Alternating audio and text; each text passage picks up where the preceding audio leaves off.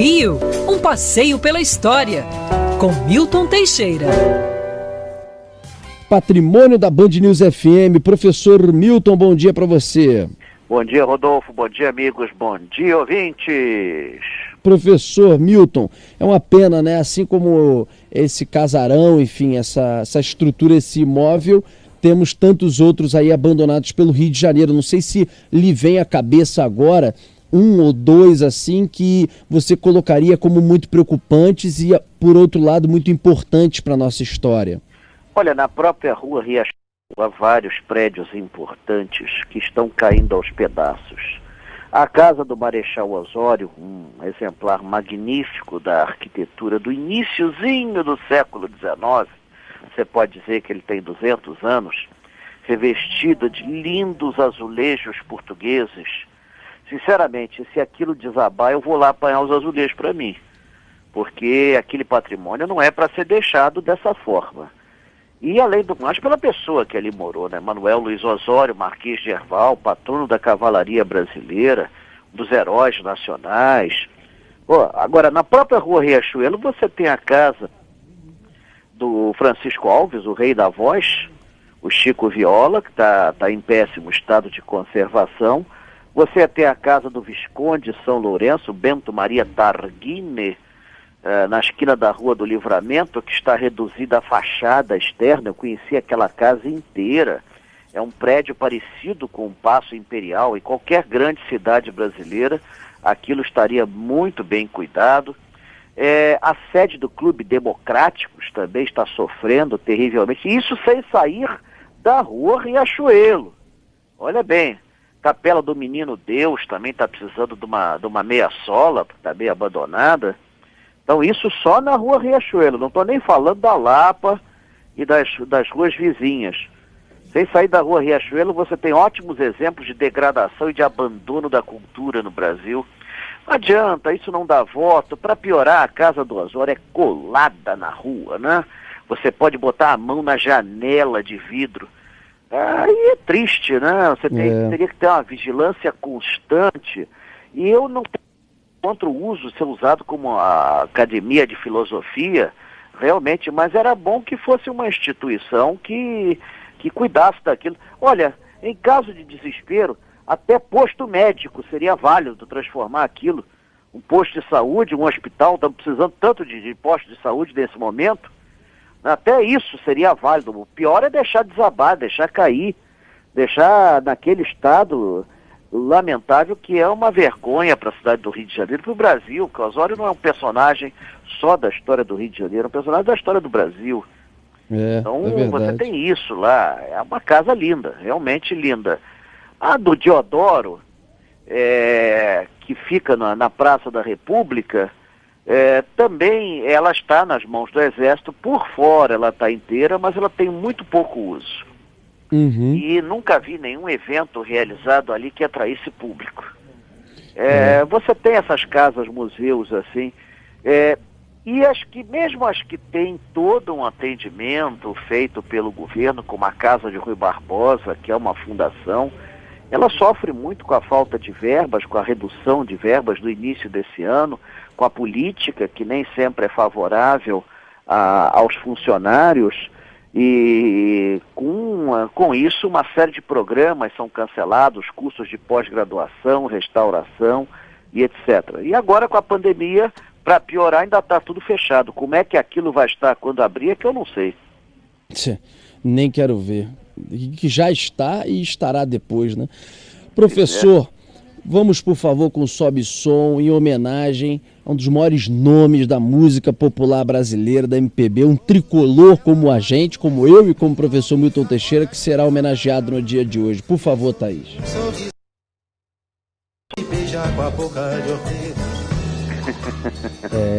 Todo dia ela diz que é pra eu me cuidar. E essas coisas que diz toda mulher, diz que está me esperando. E a voz, hein? E me beijar com a boca de café. Essa é uma música histórica. Ela tem livros olha maravilhosos. Todo dia eu só penso em poder parar. Meio dia eu só cotidiano. penso em dizer já dava pra ver depois o penso futuro na desse vida pra gênio. levar. Chico Buarque. Professor, por que falamos de Chico Buarque hoje? Se puder baixar isso. Bom, ele está Por que fazendo falamos? aniversário hoje, 19 é? de junho de 1944. Ele nasceu no Rio de Janeiro, filho de um dos maiores gênios do Brasil, Sérgio Buarque de Holanda, que foi foi escritor, escreveu vários livros importantes, foi diretor do Museu Paulista, ali no Parque do Ipiranga, foi professor na Universidade de Roma, um homem inteligentíssimo. Ele é sobrinho de Aurélio Buarque de Holanda, o maior dicionarista do Brasil. A mãe era pianista e professora, ou seja, caiu num meio assim o mais culto possível.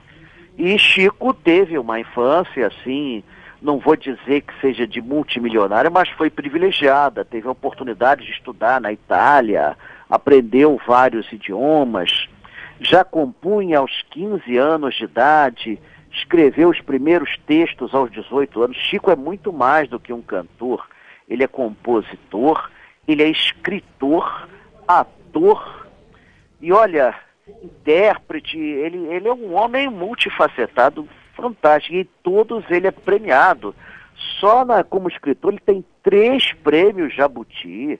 O livro dele, Budapeste, foi o último premiado com o prêmio Jabuti. Isso não é para qualquer escritor, não. Ele tem outros livros muito premiados. Fez ópera, escreveu ópera, a Ópera do Malandro. Escreveu um livro que até, apesar de ser romanceado, ele é usado para quem estuda história, Calabar, que é a primeira defesa que se faz do brasileiro que ficou do lado dos holandeses quando a invasão holandesa. Calabar, o herói sem nenhum caráter. Então, aliás, é uma peça ótima, vale a pena. Escreveu a Ópera do Malandro. E ele começou lentamente, em 1965, fazendo, dentre outras, Pedro Pedreiro. Em 66, ele vence o Festival da Canção com a música A Banda, que ele divide com Disparada, do Geraldo Vandré. Aliás, é um detalhe muito interessante. O Chico venceu o festival, mas ele se recusou a receber o prêmio se não desse o prêmio também para o Geraldo Vandré. Olha bem a personalidade forte do Chico Buarque de Holanda. Então, na época, o pessoal, depois de uma rápida discussão, resolveu dividir o prêmio, e Disparada e a Banda ganharam o festival de 66. A Banda foi uma modinha, um gênero de música que estava até então quase que abandonado no Brasil e que ele recupera. Depois disso, ele vai fazer uma série de sucessos na música popular brasileira que você não tem igual, vencendo outros festivais. A música Sabiá vence em 1967, junto com Tom Jobim. Ele compôs para várias figuras, Carolina, que eu gosto muito. A inspiração dele também foi muito com José Rocha, Ismael Silva, compôs marchas, ranchos. Então, ele fez Bye Bye Brasil, fez música para os Trapalhões, os saltimbancos Trapalhões, a Dona Flor e seus 2 maridos, fez a trilha sonora. E ele também trabalhou como ator em filmes. Tem o filme Ed Morte, que ele faz uma participação. Então, agora parece que então vão fazer foi lançado o filme Budapeste, né? Aliás, já foi lançado há 10 anos, o filme Budapeste, com grande sucesso. Ele é uma influência importante. E curioso é que ele se autoexilou na Europa em 1969. É interessante, ele tinha ido à Europa para fazer uma gravação e tudo mais, e lá ele descobriu que ele estava sendo procurado pela polícia. E ele nunca entendeu por que estava sendo procurado, porque até então ele não tinha feito músicas contra a ditadura militar, mas ele era amigo de pessoas que tinham sido banidas, como Chico, como Gilberto Gil e outros mais. Então ele se autoexilou, assim, mais ou menos com essa história. E aí sim ele passa a atacar o regime militar, com a música Cálice, com outras também. Ele compõe verdadeiros hinos de liberdade, que são entoados nos momentos negros da ditadura. Então, você tem o Zé Pelim Prateado, que foi uma música polêmica também na sua época, que foi parte da Ópera do Malandro também, e continua produzindo, né? Ele continua produzindo. Milor Fernandes o considerou unanimidade nacional. Então, foi casado 33 anos com a atriz Marieta Severo, uma importante figura do nosso teatro e cinema. Ganhou prêmio, ganhou homenagens feitas por Carlos Drummond de Andrade e tudo mais. Ele é considerado, assim, apesar dele renegar esse título, um músico cult. Mas, na verdade, ele consegue atingir todas as massas, né? É difícil você passar um tempo sem ver uma música, ouvir uma música de Chico Buarque. Ficou obrigado vendo, aí, professor, uma época, com uma televisão, a própria televisão acabou chamando depois e pedindo desculpas. O professor, eu estava vendo que ele fazia músicas de protesto tão inteligentes que a censura não conseguia entender e deixava passar. Professor, eu estava vendo um documentário outro dia do Vinícius de Moraes, né? História de Vinícius de Moraes. E foi uma das inspirações dele. Isso, e aí Chico dava depoimentos nesse documentário, né? E falando sobre a inspiração, né? A ligação com o Vinícius. Parece que eles fizeram, acho que só 2 músicas, alguma coisa assim, juntos. Mas como o Vinícius era muito próximo aos pais... Músicas, com certeza umas 2 com ele. Pelo menos 2, né? É que Vinícius era muito próximo aos pais do Chico, né? E aí Chico, pela frequência Chico em casa... era uma figura mundial, né? Era um dos grandes gênios do Brasil. Então... Exatamente. Ele cultiva vários gêneros musicais, recuperando músicas, gêneros que haviam sido abandonados, desde a banda, quando ele recupera a modinha, até choro e tudo mais. Ele versa por vários ramos. É um homem que vive se reinventando. Já foi tema de escola de samba, com grande sucesso, da Mangueira. Então, não precisa dizer que... Foi campeão. Sim, foi campeão. E cada vez nós encontramos um Chico novo aí. Ele não parou no tempo e no espaço, como certos intérpretes brasileiros. Ele vive se reinventando. Ele não para. E reflete um pouco dessa cultura familiar. Agora, uma coisa engraçada que pouquíssima gente sabe, quem tiver dúvida é só ir na Wikipédia. Primeira vez que ele saiu na notícia foi acusado de ter roubado um carro. Professor, um grande abraço para você até sexta-feira que vem. Oi? Um grande abraço para você até sexta-feira que vem. Até sexta que vem, se Deus quiser.